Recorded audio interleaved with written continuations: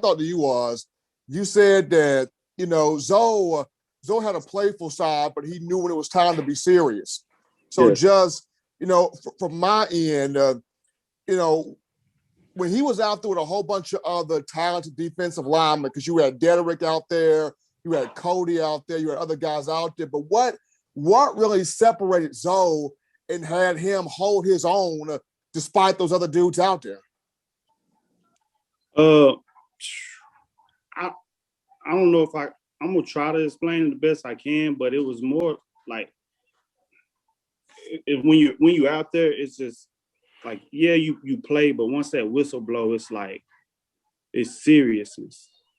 And Zoe was already talented, but he also had a work ethic as well. So once that whistle blow, he was just a different person, and like for us, we during practice or something like that, yeah, everybody plays around, but once that whistle blow, Zoe just puts it in another gear.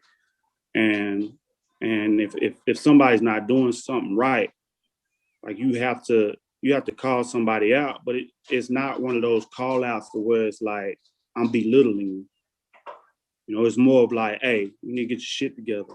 Right. Come on. And when that happens, a person like him does that. You respect it. You're like, okay, I need to do this right. I need to do this. And but along with that, when somebody says the same thing to him via Coach Saban or any other our D-line coaches, he takes that criticism and he does the things he needs to do. And that's part of the growth. You can take a leader. And it's kind of like the whole Tom Brady when he was with the Patriots. Belichick would get on to him, even though he's won umpteen championships, but he takes that criticism and he does what he needs to do to, help the rest of the team. And that's kind of what Zoe was doing. He took that criticism, but he also tell people what they need to do and how they need to do it. So. And I could definitely see that across the board. He had this contagious energy that just went to everybody on that team, because your group as a whole were nothing but workers. And you're right, there was a transformation, not only with Zoe, but everybody else, but he really pioneered that. I saw your transformation from coming in there and being a running back, then switching to DB and becoming one of the best DBs we've had in a while. But a mark of a great leader is not just, doing things as a single unit on the field, is who you can make better around you. And that's what he did. And like I said, it trickled around to each of you guys, and it ultimately led you guys to not only get back to an SEC title, but also a national championship. Yes, sir. I don't know about best DBs we had in a while, because we got some crazy Hey, DBs. man. Hey, you did a great job, man. You held your own, and I definitely could tell when you were on the field. Yeah, we sorry about that. See, he agrees. We just, sir. See, your dog agrees. Yeah.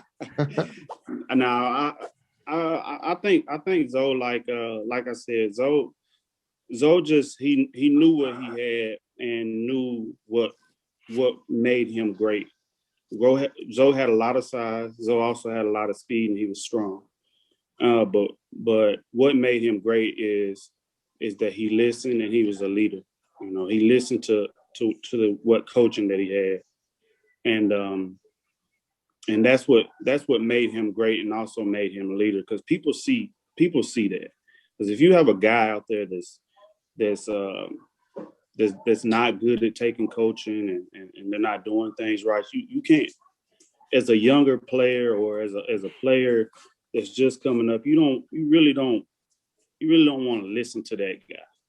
It's just not a type of guy that you want to listen to. But Zoe was one of those, like I said, one of those players that took criticism, but also and done the things that he was supposed to do, and he put in the work and the time and the effort. So that's the type of player that you want to be around. Without a doubt. Ali, while you were talking just then, your former teammate Mike McCoy just jumped on the line. What's going on, Mike? Hey, What's going on, fellas? How y'all doing? Money Mike. What's going How on? about yourself, brother? Hey, man, can't complain one bit. Can't complain. But Got the yeah, facility back open yet, or you still off? Nah, man, the case got dropped, man. I'm back in. I've been back for about 3 weeks now. Okay. Let's go. Yes, sir. Yes, good sir. deal. Yeah, Mike, we got Ali Sharrief on the line. He's just been sharing some moments that he had with Zoe, and that's why we're all here tonight. So, if you like, man, just go ahead and tell us about your experience with him. I know y'all all came in about the same time, and feel free to say what you got to say about the man. Well, yeah, man. Zoe, Ali, those guys are a year older than I am. But I can tell you just like this. Zoe was one of those individuals that was smart, articulate, well-spoken, driven, coachable, likable. I didn't drink beer with him, so I ain't got no crazy stories about him. But you're not gonna hear too many bad words about Zoe. Reached out to me several times on social media. Just cool dude, man. Stayed in his lane. Extremely strong. He was a family guy. I could tell you that. But man, I have nothing but the utmost respect for him. It definitely hit home just because that's somebody that you personally know. You know what I'm saying? So, I just definitely send my condolences to him, his family, his little daughter, and his mother. Without a doubt. Steve Brown, what's going on? Glad to have you on, sir.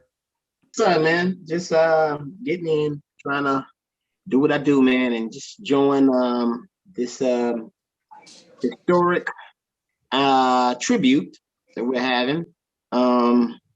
Just happy to be a part of it, man, And of course, kind of lost for words on it because we're all shocked about it, Right.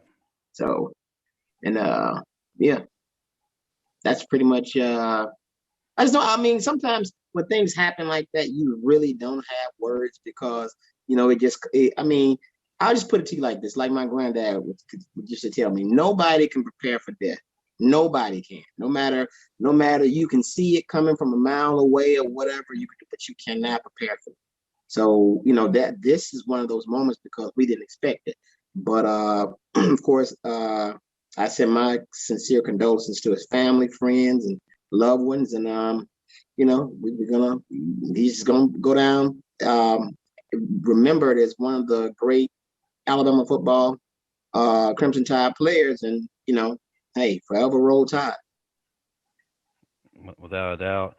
Mike, can you remember any special moments you may have had with him, whether it be winning that SEC championship or upsetting Georgia in the blackout game, or winning that national title? Is there anything that really sticks out to you? And then Ali, if you could follow that as well, that'd be great. By the way, that blackout game wasn't no upset. it was to ESPN because they weren't giving us any props going in. I promise you they won. No, man. I just remember just that year. Like you can always tell that the energy was just different when we won the SEC and then the national. Things were just completely different. But I vividly remember him in the weight room, power cleaning the house, man. So those are the moments that I think mean more to us than the actual game. It's you see somebody or your counterpart that's putting in the work like you are. Like I said, it was just a blue collar worker. But anytime that you have teammates that I'm sure Ali I got a few stories on Ali. But far as Zoe outside of football, man, we really too tough to kick it, man. But in between the lines, the locker room, man, that's more of I saw. So I saw nothing but straight positives from him. It seems like to me that from what you're saying, he was one of those guys. Whereas he comes to work, he work, get off, and you don't hear from him till the next day. He just there to do the job. That's exactly right. Just like me, blue collar workout. Hey, I'm gonna be the first one in. I'm gonna be out. Hey, don't bother me when I'm at home. Yeah. You know what? Believe it or not, man. Believe it or not, that's how I am. You know, and I admire that. That's how I am in the entertainment business.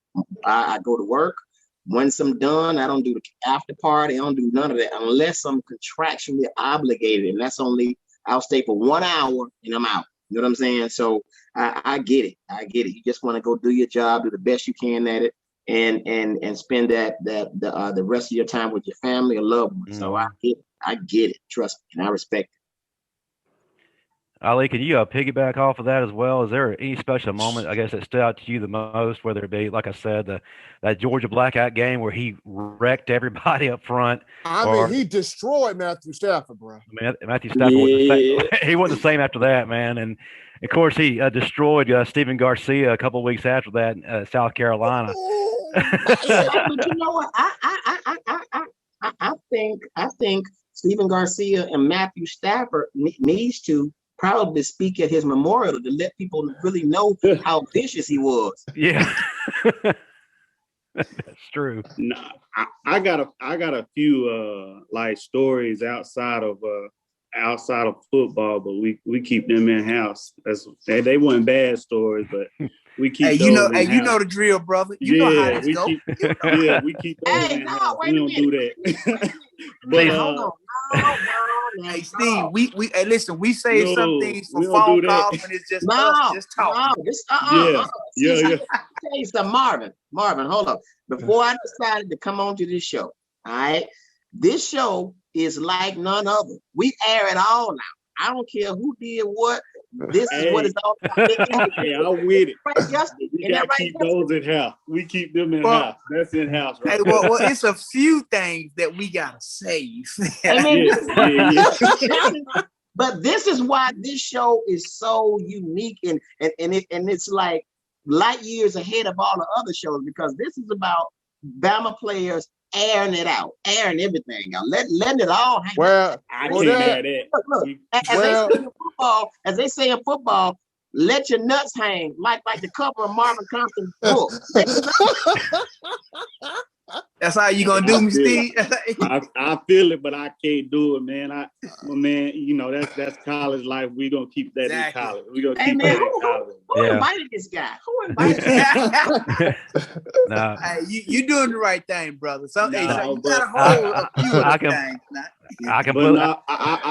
I think one story I got as far as football goes. All right, here we go. I remember when we was playing LSU. This was right before Coach Saban had got there, and I think Saban was at LSU, and I was on kickoff, and like they was beating us bad. They were strong, and I was on kickoff return actually, and I ran like 20 yards to get in my spot, and I look around. As soon as I'm looking around, the guy from LSU was right on me. And I'm talking about he on me fast. And he just like threw me out the club, like out of the club. I get back to the sideline, and I'm actually talking to Zoe, and I'm like, bro, you see old dude get me? He's like, yeah, dog, he mashed you for real. He really did mash you. And I was like, how bad it looked? He was like, dog, you like you was really on the spaceship right there. You really did look like you was. I was like, no, and you know, and Marvin already know. Like when we go to film, yeah. It's over. Coach gonna rewind it back 10 times just to prove a point. and ask who the hell is this? Yeah. Hey, you know what? I gotta make a point. Now, trust me, this is another thing that happens in film sessions that's so embarrassing. Let's say you get got by the opposing your opponent, right? And then when you get got, not only does the coach rewind it back, the whole team be like, "Ooh!" And you be like, I'm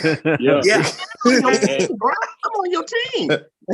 But you know what be the worst part though? the worst part be they don't just rewind it back to the beginning. They rewind it back right to the part when he hits you and then stop it right there. So you can see the whole, and they do it like 4, 5, like everybody has seen me get hit, man. Just go to the next play. And Marvin, but look, the last part of that's so humiliating. When you get blasted, then the coaches start getting on you about your technique or your angle. See, it wouldn't have happened if you wouldn't have, man, this man killed me. And God forbid you end up on Sports Center. Oh my God! What's even worse is the fact that you know the play before it happens, so you already know how you know it's coming. Like you want to just run in there, unplug the machine so you can. Ooh, wait, but that was one of my little stories, man. Hey man, let me tell you something, man. Look. I remember I was in the film session in high school with Central, Marvin, and they were showing a player getting knocked. He got the hell knocked out of him. And the thing is, it was so embarrassing because it was me and I was on the bench. I don't know how the hell the play. You know how somebody run out of bounds and then I got the hell knocked out of me on the bench. I'm like, come on, bro.